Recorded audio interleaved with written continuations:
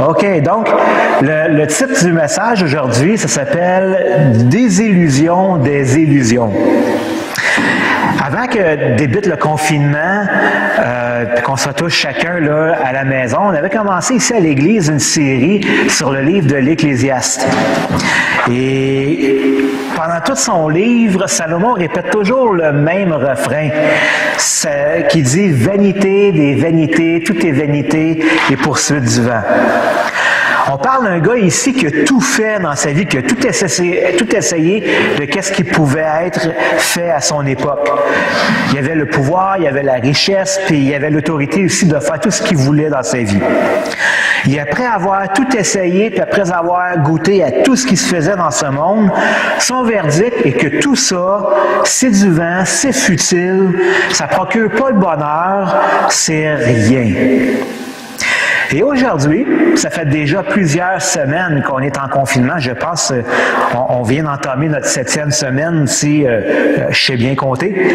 Et donc, ce confinement-là, à cause du coronavirus, on est obligé de rester à la maison tout seul et on est comme pas mal isolé et même, je dirais, un petit peu laissé livrer à nous-mêmes. Et donc, on ne peut pas sortir de chez nous. Et plusieurs d'entre nous, d'ailleurs, ne travaillent pas ou ils ont tranquillement recommencé à travailler. On doit s'occuper si on ne veut pas venir fou.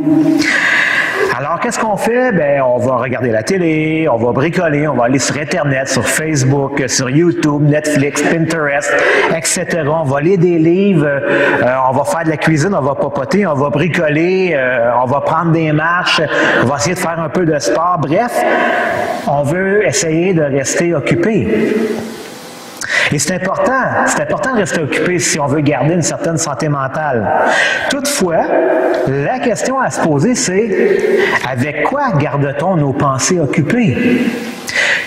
Comment est-ce qu'on occupe notre temps? Et de quelle manière on nourrit notre âme? Et je pose la question parce que dans ce temps d'isolement, c'est facile de se relâcher spirituellement, puis de se laisser aller à la oisiveté ou de laisser entrer des choses du monde dans notre vie, peut-être même sans s'en rendre compte. On commence à consommer, de la cochonnerie, puis on empoisonne notre âme sans même le vouloir. Et c'est pourquoi aujourd'hui, j'aimerais qu'on puisse adresser cette fameuse question des séductions du plaisir du monde. Et pourquoi qu'on veut faire ça, c'est dans le but de garder réveillé et vigilant notre cœur pour le royaume de Dieu. C'est ce qu'on désire faire.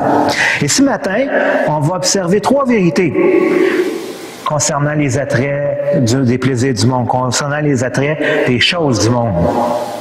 Première vérité, la grâce de Dieu nous instruit à nous détourner des choses du monde.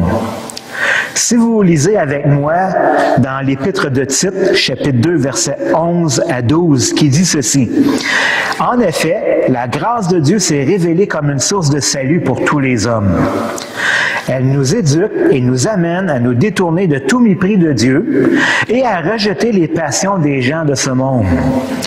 Ainsi, nous pourrons mener dans le temps présent une vie équilibrée, juste et pleine de respect pour Dieu. » Alors, la grâce de Dieu qui nous a été accordée en Jésus-Christ, comme on vient de le voir justement dans le repas du Seigneur qu'on vient de célébrer ensemble, cette grâce de Dieu est la source de notre salut. Et c'est par grâce que nous sommes sauvés, c'est par le moyen de notre foi, de la foi en fait que Dieu nous a donné, que nous sommes sauvés. Et ça vient pas de nous, ça vient de Dieu. C'est une grâce qui vient de Dieu, c'est un don qui nous a été donné absolument gratuitement, sans aucune œuvre. De sorte qu'il n'y a pas personne qui va pouvoir se péter les bretelles devant Dieu en disant « Ha! Moi, je l'ai l'affaire. Dieu, moi, j'ai fait ce qu'il y avait à faire pour aller au ciel. » Dieu va dire « Non, mon petit gars, c'est pas toi, c'est moi qui ai fait ce qu'il y avait à faire pour que tu viennes au ciel. » Et ça, c'est un cadeau. C'est un cadeau merveilleux que Dieu nous a offert. Ce cadeau-là, il est plus beau, il est plus grand, il est plus merveilleux et grandiose et splendide que toute autre chose qui pourrait nous être présentée ici dans ce monde. Notre salut est plus précieux que toute autre chose. C'est un cadeau pur et éternel. On va en prendre soin. Et c'est pourquoi le texte nous dit que cette même grâce nous enseigne à renoncer, c'est-à-dire à se détourner de toute impiété et à rejeter les passions viles de ce monde.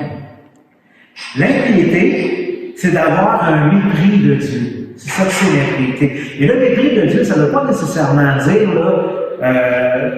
que Dieu nous lève le cœur, c'est pas ça que ça veut dire. Mais ça veut dire qu'on méprise Dieu par notre manière dans laquelle on se comporte et qui ne reflète pas les valeurs de Dieu. Les passions du monde, c'est-à-dire, ce sont les choses dans lesquelles les gens du monde vont se jeter et qui courent après et qui, encore une fois, ne concordent pas avec les valeurs de Dieu. Et l'objectif de cette instruction qui nous est donnée par la grâce que Dieu nous accorde, c'est de vivre une vie dans le temps présent, ici même, le présentement, une vie qui soit équilibrée, juste et respectueuse à l'égard de Dieu, à l'égard de ses valeurs aussi. Parce que c'est ça à quoi le Seigneur nous a appelés. Il nous a appelés à vivre une vie qui l'honore. Il nous a donné une nouvelle vie en Jésus-Christ. Il faut saisir ça. Il nous a délivrés de notre belle manière de vivre du passé, puis il nous a donné une vie maintenant pour vivre une vie qui lui est digne. Et ça veut dire de vivre, pas nécessairement une vie qui est cloîtrée, là aussi que je reste enfermé, je ne veux pas personne, puis je fais rien, je touche à rien, non. Mais c'est simplement de vivre une vie qui est équilibrée et qui ne penche pas vers les excès ni vers le péché. Vous savez, un ambassadeur du Canada qui se rend en Chine, évidemment, il va respecter les lois qu'il y a en Chine, mais il ne trahira pas non plus les valeurs canadiennes pendant son séjour en Chine. Parce que s'il fait ça, c'est plus un bon ambassadeur canadien, puisqu'il ne représente pas bien son pays à qui il appartient aux yeux des étrangers. En vous examinant vous-même, ça c'est ma question, en vous examinant vous-même à la lumière de la parole de Dieu, pas à la lumière de ce que les autres disent, mais à la lumière de la Bible, la parole de Dieu.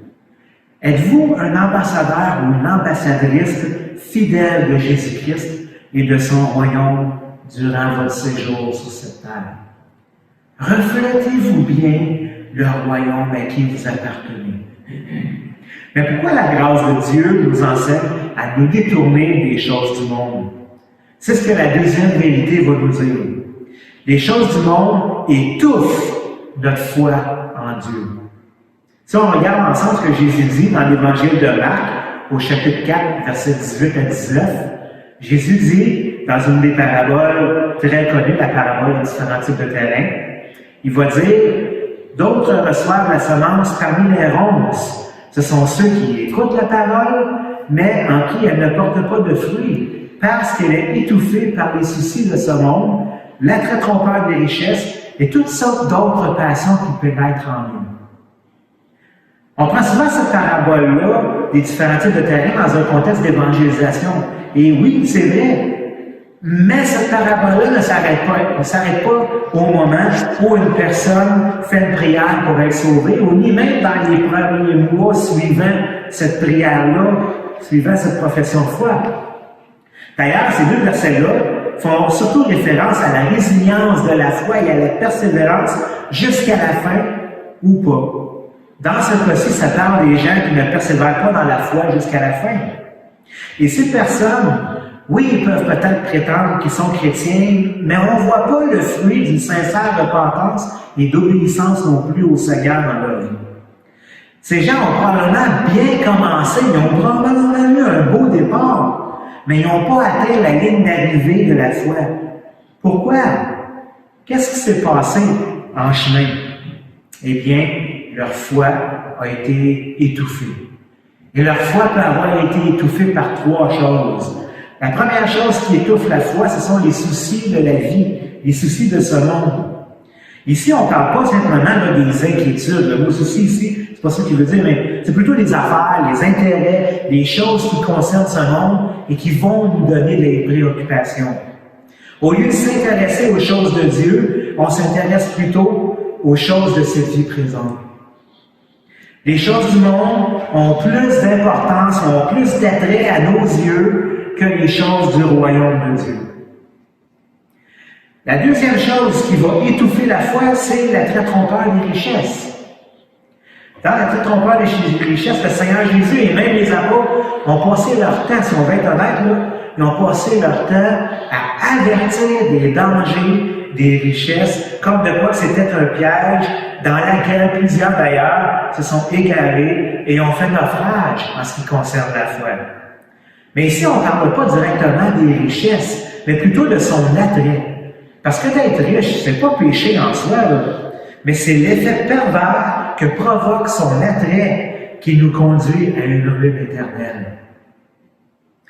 Tu sais, là, le j'en veux encore, j'en ai pas assez, j'en veux encore plus.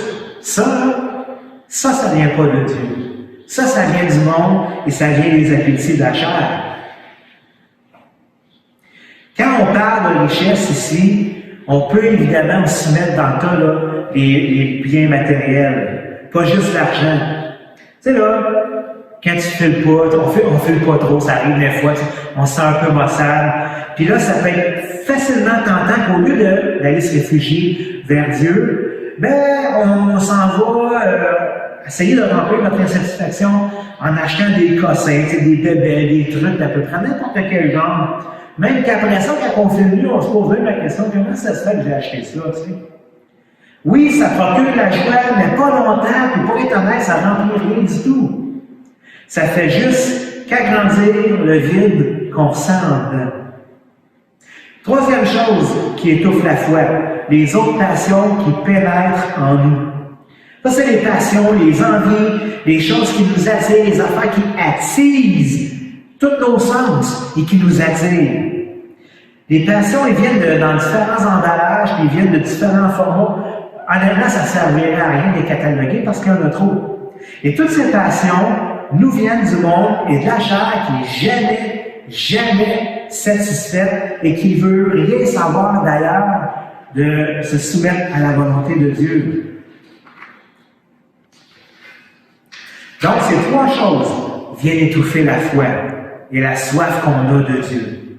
Les soucis du monde, l'attrait trompeur, des richesses et les autres passions qui pénètrent en nous. Et j'avais attiré ici un détail que Jésus donne, c'est un détail capital qui concerne ces trois choses-là. Ces trois choses étouffent la foi, ces trois choses qui étouffent la foi, ils pénètrent en nous. Ça veut dire qu'à l'origine, c'est des choses qui sont à l'extérieur de nous. Ce sont des choses à lesquelles on a été exposés. Et ensuite, ils ont pénétré en nous. Mais pourquoi elles ont pénétré en nous, ces choses-là? Pour la simple et bonne raison qu'on les a laissées entrer dans notre cœur. Elle ne s'est pas forcé un chemin à l'intérieur. On les a laissés volontairement prendre plus en plus de place dans notre cœur. Et qu'est-ce que ça produit, ça, dans notre vie, quand on laisse ces trois choses-là remplir notre cœur? Bien, ça fait que notre feu pour Dieu s'éteint graduellement, petit à petit.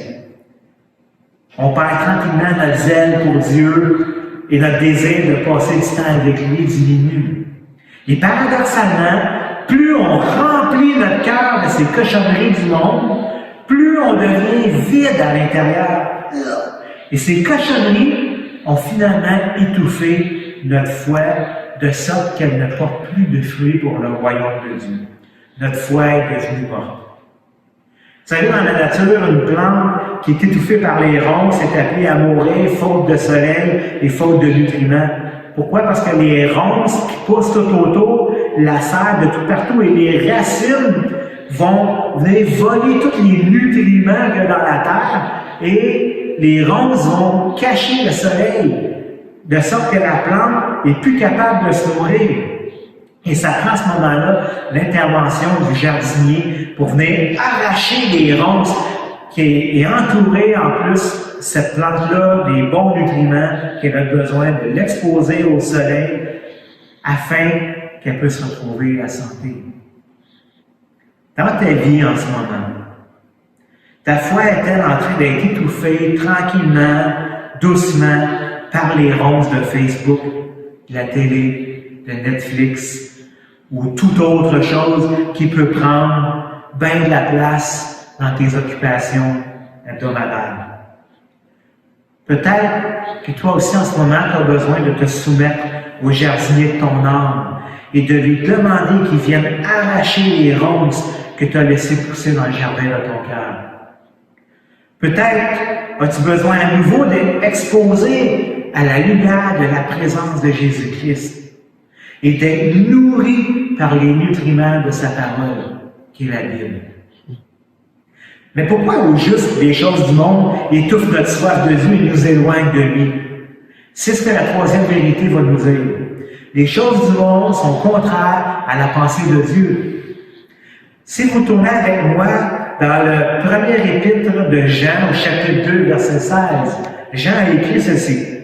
En effet, tout ce qui fait partie du monde, les mauvais désirs de l'homme livré à lui-même, la soif de voir et de posséder ce qui attire nos yeux, ainsi que l'orgueil inspiré par les biens matériels et la puissance, tout cela ne vient pas du Père, mais vient du monde. Jean ici reprend ces fameuses ronces épineuses que Jésus a parlé dans sa parabole des différents types de terrain. Les mauvais désirs des hommes livrés à eux-mêmes, c'est-à-dire qui s'égarent loin de Dieu, de ses prescriptions et de sa sagesse. Il va parler aussi de la soif de voir et de posséder tout ce qui attire nos yeux. Et il parle aussi de l'orgueil qui inspire la possession des biens matériels et de la puissance. Tu sais, là, l'espèce de sentiment de « Hey, mon barbecue est plus gros que le tien. » Ou encore « Mon voisin a une belle piscine. Faut absolument que j'aie une piscine moi aussi. » Ou encore « Tout le monde a un téléphone intelligent. J'en ai pas les moyens, mais ça m'en prend un, moi, avec. » Ou encore moi, j'ai tel machin truc. T'en as pas un comme ça, toi? Voyez, toute cette poursuite d'être comme les autres, d'être reconnu par les autres, d'avoir plus que les autres, ou de se donner une certaine importance, ou un certain standing dans la société, tout ça, là, c'est de l'orgueil. Et cet orgueil, ou cette fierté mal placée, la Bible dit que ça ne vient pas de Dieu, mais que ça vient du monde. Ça ne fait pas partie des valeurs célestes, des valeurs du Père céleste. Quand on jette là-dedans, inévitablement, on finit à en oublier le Seigneur et ses enseignements. Et en nous regardant aller, se pitcher dans ces affaires-là, j'imagine que notre Père céleste est venu nous regarder en disant « Hey, mon gars, c'est pas comme ça que je t'ai élevé. » Parce que ces choses-là font partie du système de valeurs et de pensée que la Bible appelle le monde. Quand je dis le monde, on ne parle pas nécessairement des gens, mais on parle de ce système de valeurs-là qui est un peu comme la culture de la société. Et c'est un système qui va à l'encontre de la personne, des valeurs et de la volonté de Dieu le Père. Et Jacques va même aller plus loin que ça, lui. Dans l'Épître de Jacques, chapitre 4, verset 4, il va dire « Infidèles que vous êtes, ne savez-vous pas que de flirter avec le monde, c'est haïr Dieu? Si donc quelqu'un veut être l'ami du monde, il se constitue du même coup ennemi de Dieu. » Wow, Jacques ne mange pas ses mots ici, là. Quand tu fais pareil comme le monde, parce que tout le monde le fait, ne va pas croire que Dieu est nécessairement OK avec ça. Le barème de savoir si c'est bien ou si c'est pas bien, c'est pas si tout le monde le fait ou pas, si c'est accepté par tout le monde ou pas, parce que la parole de Dieu dit que le monde entier est détourné de Dieu. Le critère de savoir si c'est bien ou si c'est pas bien va toujours rester ce que Dieu en dit dans sa parole, qui est la Bible. C'est là-dedans, c'est là qu'il a révélé aux hommes ce qui est bien et ce qui est mal, ce qui correspond à ses valeurs ou pas. Flirter avec le monde, c'est de faire comme le monde, c'est de penser comme le monde pense, c'est d'adhérer aux mêmes valeurs que le monde, même si c'est juste de temps en temps. Oh, une fois de temps en temps, ça fait pas mal à personne, on est habitué d'entendre ça. Tremper le bout de l'orteil dans le monde de temps en temps, c'est ça, flirter avec le monde. En québécois, on appelle ça sauter à clôture. Et Jacques dit que celui qui adopte cette attitude, en vrai, il haït Dieu. Pourquoi il haït Dieu? parce qu'il le méprise et qu'il ne l'aime pas vraiment. C'est ça que ça démontre. Parce qu'il désobéit volontairement, même si c'est juste de temps en temps. Ça démontre un manque de respect pour Dieu et sa sainteté. Ça veut dire que tu ne prends pas Dieu au sérieux dans ta vie. Tu fais dans le fond comme toi tu veux. C'est pourquoi Jacques dit que celui qui se fait ami du monde, c'est celui qui est chum avec le monde, il se fait en même temps un ami de Dieu. Pourquoi? Parce qu'en se vautrant dans les choses du monde, il désobéit à Dieu et il se dresse contre la volonté de Dieu, qui est le roi et le Seigneur de tout.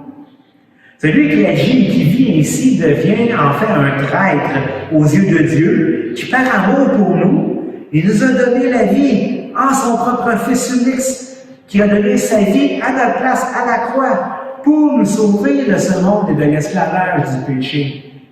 Alors quand on y retourne volontairement, ça ne marche pas. Donc, quand on joue et qu'on flirte avec le monde, on est en train, dans le fond, de défaire ce que le Seigneur a fait pour nous à la croix. On méprise le sacrifice qu'il a fait pour nous à la croix. On méprise son sacrifice et on crache sur sa grâce. C'est pourquoi Dieu est insulté, parce qu'on agit comme des ennemis de sa bonté, de son amour et de sa grâce. Pour ceux qui ont déjà eu un chat, probablement là, que ça vous est déjà tous arrivé, ça. Parce que c'est dans la nature des chats d'agir comme ça. Tu nourris ton chat, t'en prends soin, tu lui donnes de l'affection, puis lui, il fait son indépendant. Il te regarde même pas, il se fout de toi, comme si tu n'étais pas là. Ou sinon, les chats aussi, quand ils en ont envie, ils viennent chercher des caresses. Puis là, tu flattes ton chat, tu le lèves, puis à un moment donné, soudainement, sans même nous avertir, il se revient, puis snap! Il te mord la main. Qu'est-ce qui te passe par la tête quand ça arrive? Hey, mon torpille d'études, va-t'en ailleurs, tu sais. C'est insultant. Parce que le chat, il a mordu la main de celui qui le nourrit.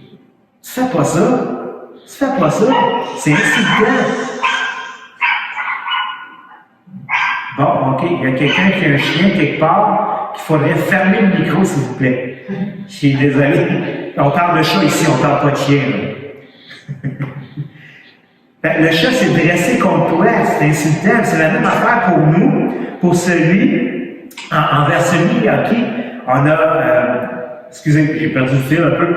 C'est la même chose pour celui qui a été pardonné et couvert par la grâce de Dieu et qui se tourne de bord et méprise la grâce de Dieu en s'acoquinant avec les cochonneries de ce monde. Mettez-vous à la place de Dieu. Comment vous sentiriez-vous? Certainement, vous vous sentiriez trahi. Alors, faisons pas comme les chats. Ne nous retournons pas pour mordre la main de celui qui nous a sauvé la vie. J'aimerais terminer avec ce dernier texte des Écritures. L'Épître de Tite, chapitre 2, versets 13 et 14. En attendant que se réalise notre bienheureuse espérance, la révélation de la gloire de Jésus-Christ, notre grand Dieu et Sauveur. Il s'est livré lui-même en rançon pour nous, afin de nous délivrer de l'injustice sous toutes ses formes et de faire de nous, en nous purifiant ici, un peuple qui lui appartienne et qui mette toute son ardeur à accomplir des œuvres bonnes. Dans ce temps de confinement, dans lequel on est un peu laissé chacun à nous-mêmes, le Seigneur, dans son amour pour nous, il nous rappelle les dangers de se laisser aller à l'oisiveté, à des occupations qui semblent peut-être anodines à prime abord, mais qui en fait déshonorent les valeurs de Dieu et les principes qu'on retrouve dans sa parole. Rappelons-nous quel prix Jésus a payé, quel sacrifice il a enduré afin de nous racheter de notre vaine manière de vivre et de nous procurer une nouvelle vie. Cette nouvelle vie abondante se compare absolument pas avec ce qu'on a vécu autrefois quand on était sans Jésus-Christ. Rappelons-nous que nous lui appartenons maintenant, qu'on n'est plus à nous-mêmes, on lui appartient, nous sommes ses enfants, ses ambassadeurs dans ce monde qui est perdu et tordu. Alors, ne faisons pas simplement comme tout le monde parce que c'est acceptable aux yeux de tout le monde. Mais soyons des fidèles représentants de Jésus-Christ, vivant dans sa lumière et brillant autour de nous par la vie de Jésus et par sa vérité. Ce message se veut donc en fait un rappel de Dieu de qui nous sommes vraiment en Jésus-Christ et de la manière dont un enfant de Dieu doit se comporter dans cette vie et dans ce monde qui est plein de ténèbres. S'il y a des choses qui t'ont laissé entrer dans ta vie et dans ton cœur et qui ne correspondent pas aux valeurs du royaume de Dieu, alors je t'en prie, laisse pas traîner ça plus longtemps, mais fais le ménage dans ton cœur, fais le ménage dans ta vie. Laisse pas ces choses étouffer ta foi et ta soif de la présence de Dieu dans ta vie. Laisse ces choses derrière toi, abandonne-les, demande pardon à Dieu et cours à nouveau dans ses bras d'amour, cours dans sa présence, dans la présence de ton Seigneur qui est ton Sauveur.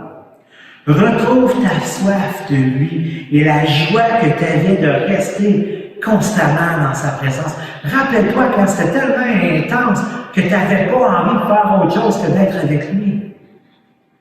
Retourne à ton premier amour par ton obéissance et par ton amour pour lui. Sur ce, prions.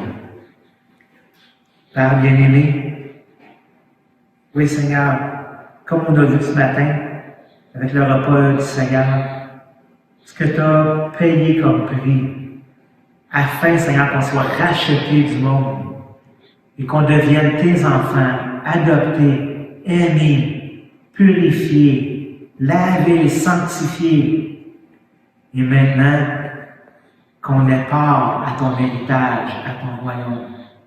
Seigneur, en regardant tout ça, comment on pourrait retourner, Seigneur, se vautrer dans la boue dans laquelle on était autrefois? Comment on pourrait retourner à nos vaines affections d'autrefois, celles qui sont des ronces peut-être, même sans le savoir, et qui étouffent notre amour pour toi, qui nous rend comme insensibles et aveugles à ton amour. Seigneur, ton sacrifice à la croix vaut tellement plus que toutes ces petites choses du monde à laquelle, des fois, on a tendance à s'accrocher désespérément pour avoir un peu de joie, un peu de bonheur. Que nos yeux, Seigneur, puisent, que nos cœurs, que notre âme puise en toi, Jésus, pour trouver notre bonheur et notre joie et notre paix, même dans ce temps de confinement, dans ce temps de solitude. Justement, peut-être, prenons plus de temps avec toi. Allons dans la louange, écoutons des chants chrétiens, chantons de tout notre cœur pour toi. Prions, intercédons. Disons merci pour tout ce que tu nous as donné, Seigneur. Faisons-en le compte. Prenons un temps d'arrêt, juste pour être avec toi. Dialoguer avec toi, Jésus. Avec toi, Père éternel. Soyons remplis du Saint-Esprit qui guide nos pas. Seigneur, à toi l'honneur et la gloire. Que nos vies t'honorent tous les jours, dans toutes nos occupations. Au nom de Jésus. Amen.